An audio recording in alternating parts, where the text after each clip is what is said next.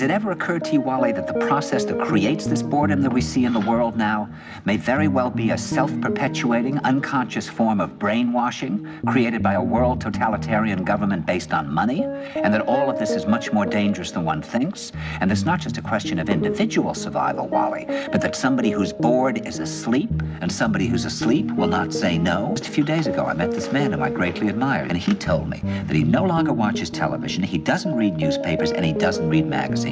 He's completely cut them out of his life because he really does feel that we're living in some kind of Orwellian nightmare now, and that everything that you hear now contributes to turning you into a robot. When I met him at Findhorn, he said to me, "Where are you from?" And I said, "New York." He said, "New York, yes, that's a very interesting place. Do you know a lot of New Yorkers who keep talking about the fact that they want to leave but never do?" And I said, "Oh, yes." And he said, "Why do you think they don't leave?" He said, "I think that New York is the new model for the new concentration camp, where the camp has been built by the inmates themselves, and the inmates are the guards, and they have this pride in this thing they've built. They've built their own prison, and so they exist in a state of schizophrenia where they are both guards and prisoners, and as a result, they no longer have, having been lobotomized, the capacity to leave the prison they've made or to even see it as a prison. From now on, there'll simply be all these robots walking around, feeling nothing, thinking nothing, and there'll be nobody left almost to remind them that there once was a species called a human being."